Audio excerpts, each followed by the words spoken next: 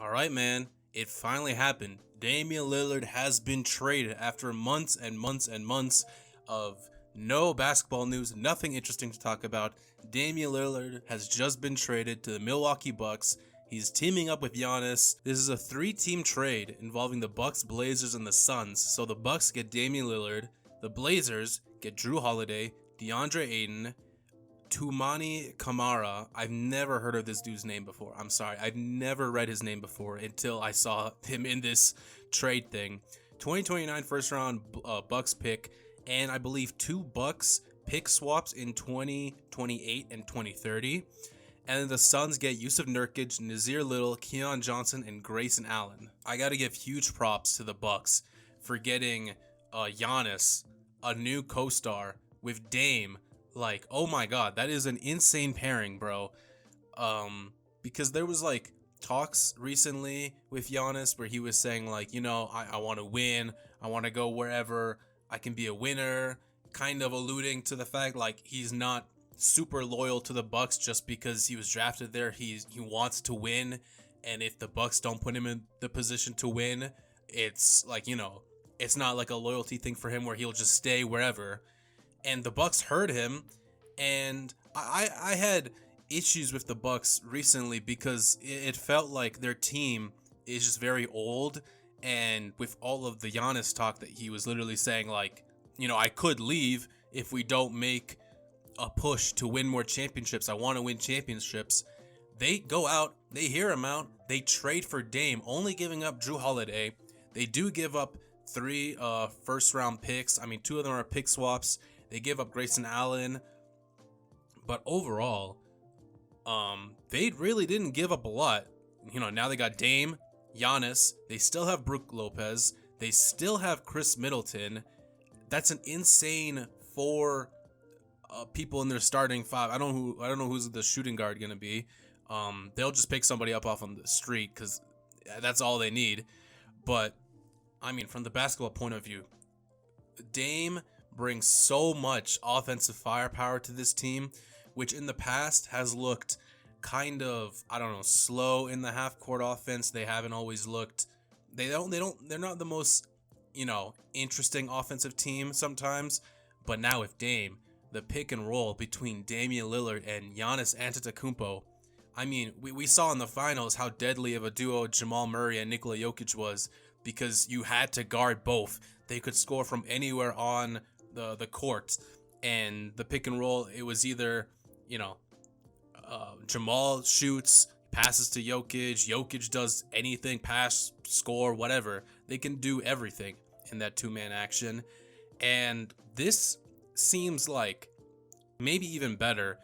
Giannis and Dame in the two-man. I mean, Damian Lillard, his three-point shooting is next to Steph Curry in the NBA. His pull-up three-point shooting next to Steph Curry in the NBA, like I said.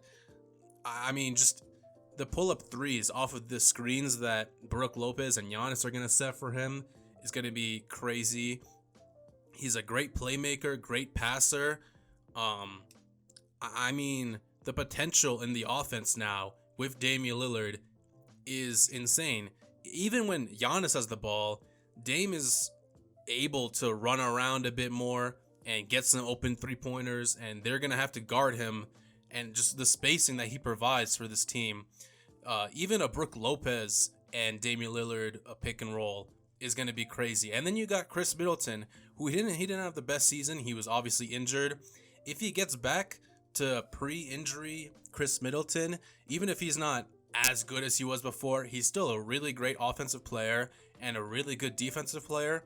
And I know losing Drew Holiday as your point of attack guard defender, maybe the best guard defender or defender in the league, is tough.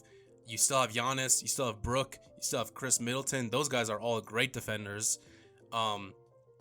And I think just with the boost that you get offensively from Dame, it's not.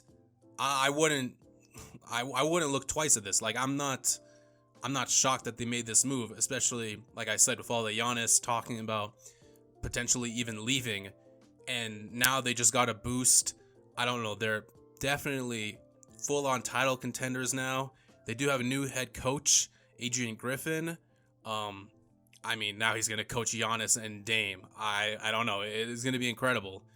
I'm very excited to watch this team because this is an insane offensive pairing, and wow, I don't know what to say. The Blazers' point of view, they get Drew Holiday. This already talks about from Woj that they're looking to move on to Drew Holiday and trade him somewhere else for more assets, which makes sense.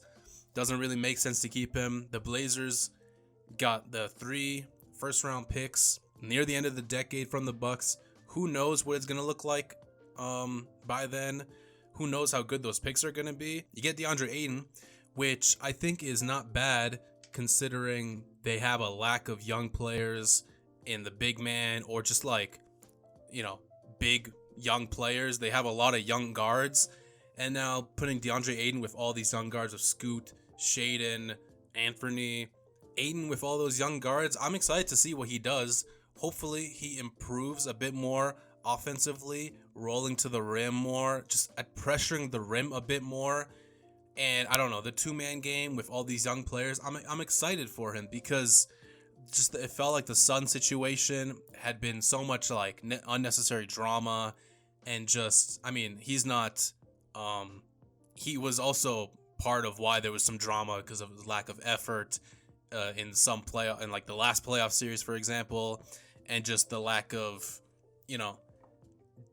offensive, all he does is like the post-ups and hook shots and turnaround jumpers, which are fine but aren't the most effective offense. And defensively, he can play defense, but he just doesn't put all the effort all the time.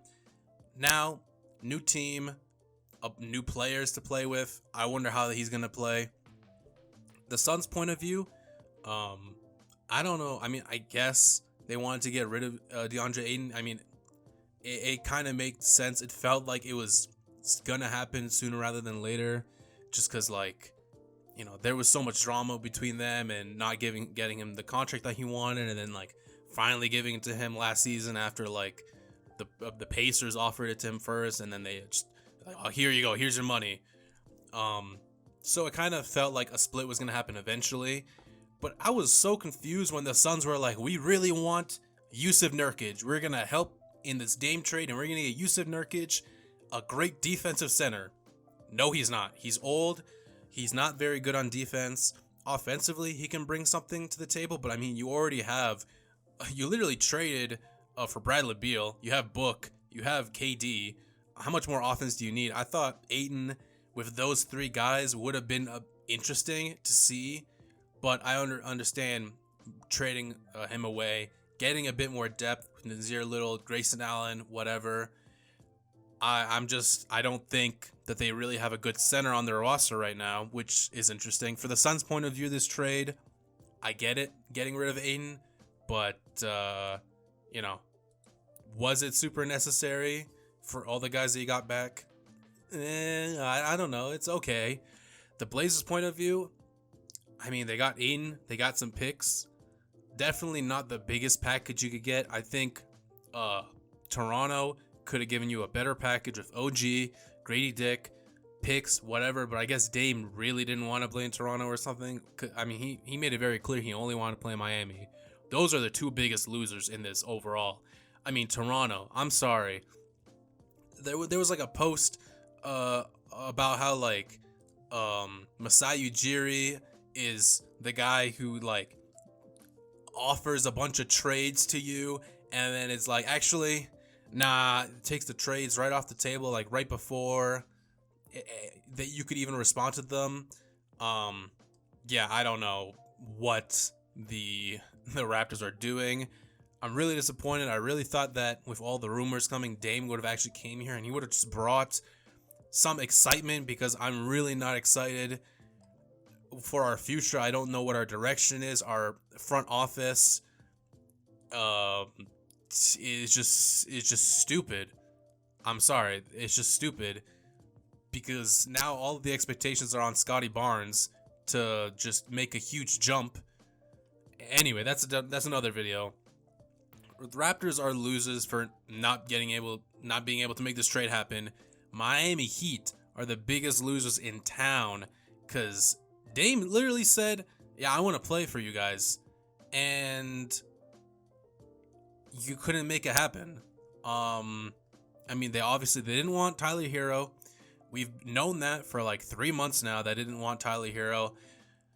But Jesus, like, you guys couldn't do anything to try and get Dame when he literally said, "I want to play for you guys." Like, you couldn't get that trade. You couldn't get a third team to take Tyler Hero. And I understand they didn't want to put all their assets in Dame, but why not? Your roster has taken a huge L over this season. I mean, they've lost 2 rotational players, and I mean, Jimmy's older, Kyle Lowry's older.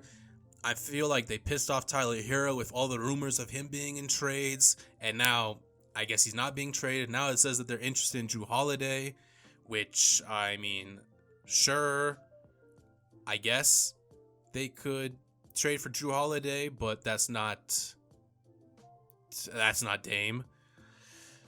And yeah, Miami Heat are huge losers, and the Raptors are slightly less huge losers. The Bucks, big winners.